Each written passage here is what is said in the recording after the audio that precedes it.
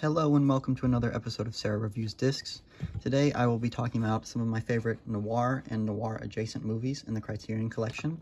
It's Noirvember and the collection sale is live at Barnes & Noble, and so I thought I'd give some recommendations. Let's start with Double Indemnity. This is my favorite noir film, and this is the most essential release of this movie. It's never looked better, it's never sounded better. And if I had to recommend one movie to buy from this entire video, it would be this one. It's the most essential noir film alongside The Maltese Falcon. And it's my personal favorite. Let's take a look at the booklet. Some essays.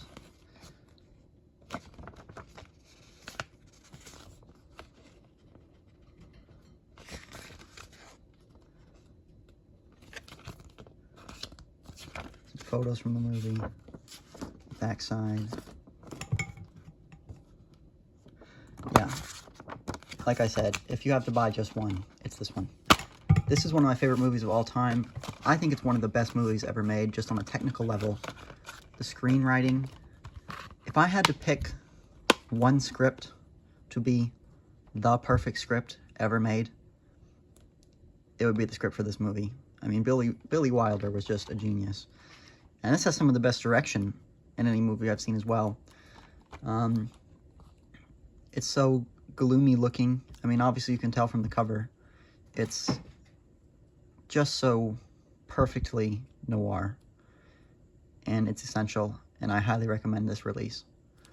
It comes with a Blu-ray too. If you don't have a 4K player and you still want to get it, it comes with a Blu-ray. So you might as well future-proof and buy the 4K for just a few dollars more. Next is The Killing, Stanley Kubrick. People always say this is a pretty good Kubrick movie, but it's not one of his absolute classics. This is my third favorite movie from him. The only ones above it are 2001 and Barry Lyndon. I think this is one of his best movies. Certainly one of his best directed movies. It's so... It never lets down. You're always invested in what's going on, you know? And as good of a director as he was, I think some people find that in some of his other movies, like Spartacus, or even stuff like Full Metal Jacket, there are kind of low points in terms of being invested in the movie, you know? People get bored because his movies run somewhat long. And my cat is here. You just saw him move the camera. I'm never bored with this movie. Going through the booklet.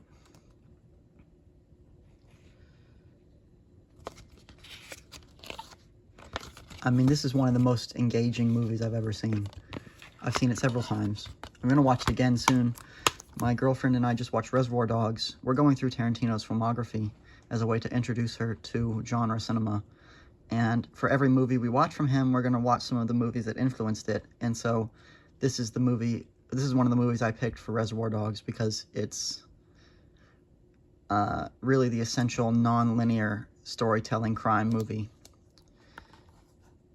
Some great performances. Sterling Hayden this is probably his best performance. He's so good in this movie. And, I mean, 84 minutes, you can't beat it, you know? There's not many movies better than this at that time range. The Blu-ray is gorgeous. The direction is gorgeous. This is certainly Kubrick's best early period film. Highly, highly, highly, highly recommend this one. This is my second most recommended of the stack.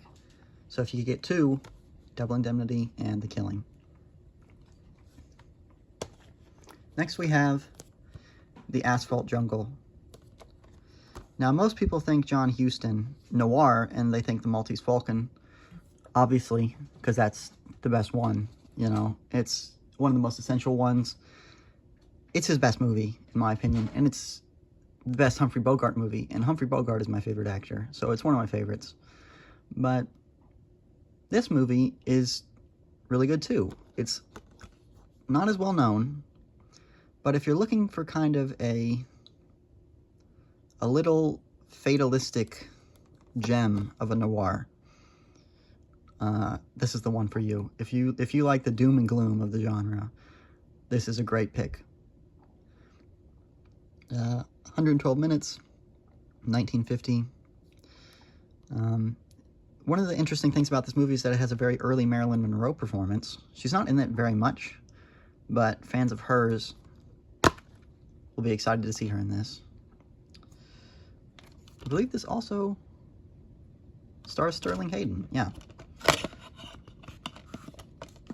Let's close this up.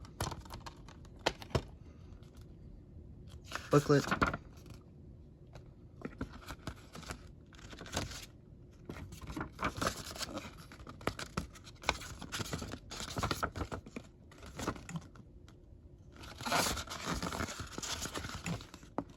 It's a long one.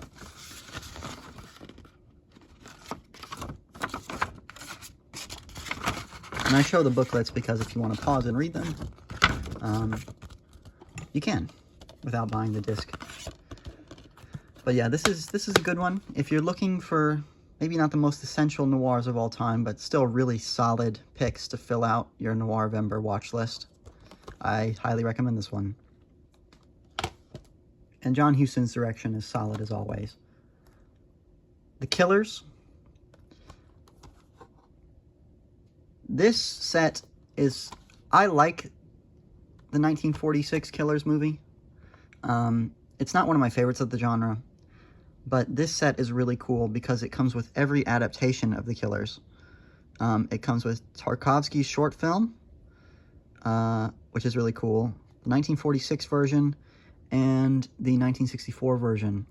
Now, I've not seen the 1964 version. I need to. I'll probably watch it this month after I rewatch this movie. But I know that it has John Cassavetes punching Ronald Reagan. And if there's anything you need from a movie, it's that. So I can't imagine I will dislike it. Plus, you can never go wrong with Lee Marvin. There's one booklet, and here's the booklet for the 1967.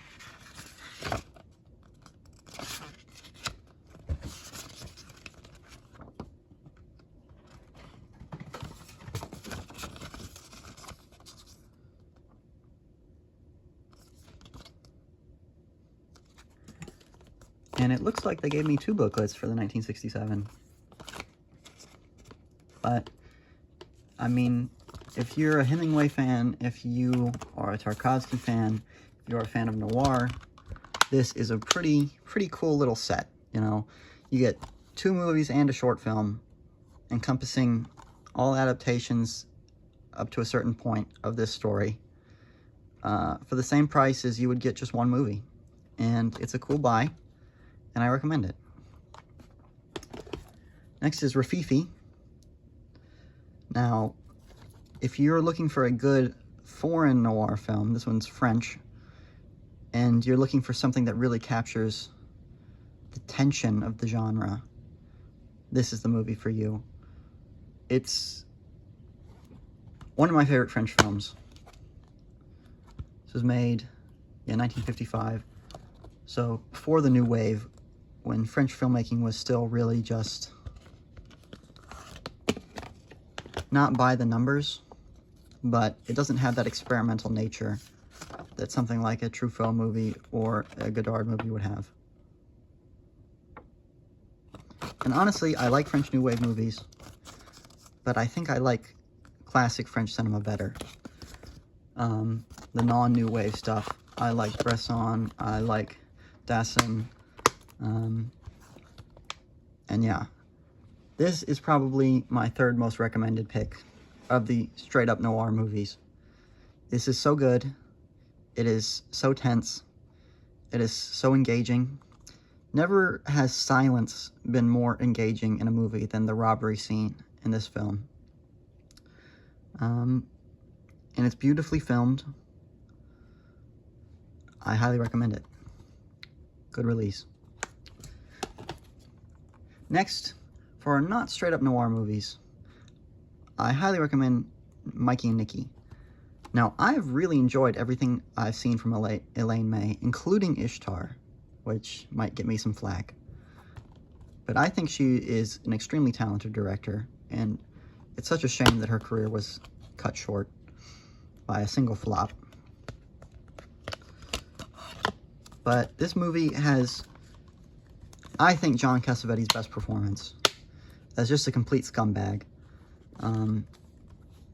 He's just a terrible guy. But he plays it so well that you kind of start to feel bad for him at times. This is definitely a neo-noir from the 1970s. And it's one of the best neo-noir films. I honestly like it better than stuff like Chinatown. This really captures, again, the fatalistic nature of the genre.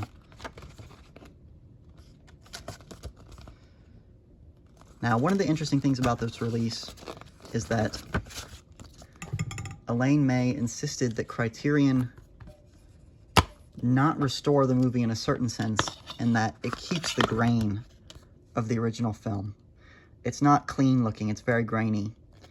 And I actually really like that. I wish more movies would do that, or more companies would do that, especially companies like Vinegar Syndrome, who are releasing these really low-budget grindhouse type movies.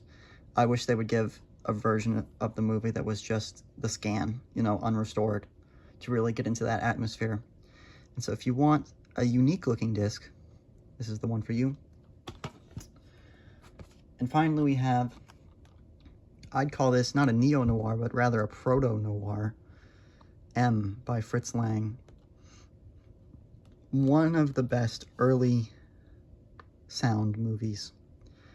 And it's really the blueprint for every serial killer / crime movie to come afterwards. It's one of the most influential movies of all time. Best Peter Lorre, I think his name is pronounced, performance. One of Fritz Lang's best movies. I prefer Metropolis, but this is definitely number 2.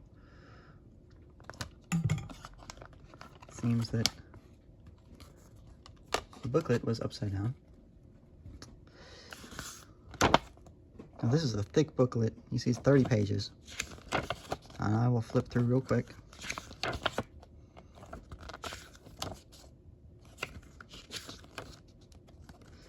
Yeah, if you're looking for something just